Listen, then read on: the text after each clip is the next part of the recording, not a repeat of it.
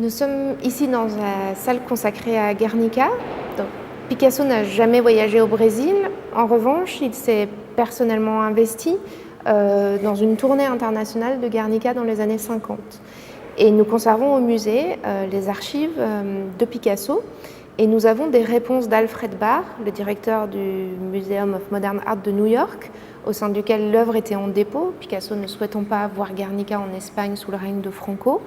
Alfred Barr répond à Picasso, lui demandant le prêt de Guernica pour une exposition à Milan et ensuite à Sao Paulo. Donc il s'est engagé personnellement pour faire voyager l'œuvre au Brésil, preuve qu'il avait une attention particulière à la diffusion de son travail en Amérique latine.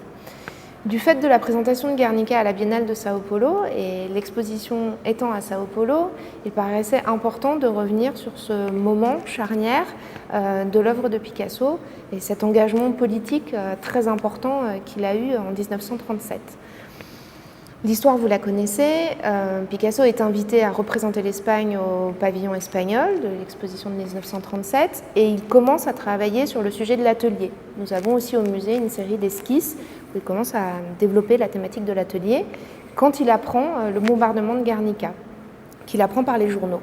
Et immédiatement, il change d'optique et tout de suite, il s'attaque à cette très grande toile, la plus grande qu'il ait jamais réalisée, qu'il réalise en très peu de temps, pour réagir et témoigner et s'insurger contre cette barbarie. Probablement conscient de l'importance historique de ce moment et de l'importance aussi de sa réaction à lui, il autorise Dora Maar, qui est alors sa compagne, photographe surréaliste, qu'il a rencontrée en 1935, il l'autorise à photographier les différentes étapes de son travail dans l'atelier des Grands Augustins. Et Dora Maar réalise un reportage assez exhaustif des différents états de Guernica et elle photographie la nuit. Donc ces images ont toutes été prises dans l'atelier des Grands Augustins, qu'on reconnaît particulièrement avec les poutres au plafond, la toile étant mise de biais, tellement elle était grande, elle ne rentrait pas droite, et à la lumière électrique, donc ça renforce encore les contrastes et ça donne une image très dramatique de la scène. On peut suivre pas à pas la mise en place de la composition. On se rend compte qu'assez vite, Picasso a trouvé son sujet. En revanche, notamment dans la photographie qui se trouve derrière moi, vous voyez qu'il a hésité à un moment donné et qu'il a épinglé des papiers peints décoratifs sur ces motifs. Héritage, là encore, des papiers collés et du cubisme.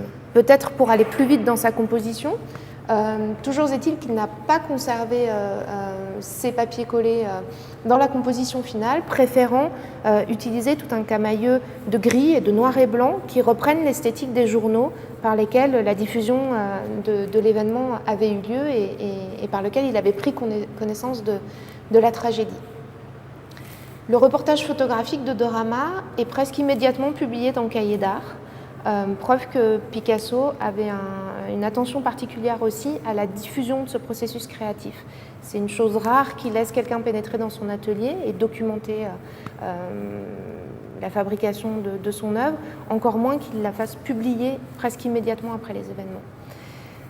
Cette salle revient sur cette période capitale aussi par un film d'Alain Resnais, qui est une interprétation assez personnelle de la manière dont Guernica pourrait être un aboutissement du travail de Picasso, reprenant des thématiques qui apparaissent dans son travail depuis la période bleue, depuis la période classique, avec ses miséreux, avec ses cris, cette représentation de la cruauté du monde. Donc une vision d'un artiste engagé en fait dès le départ.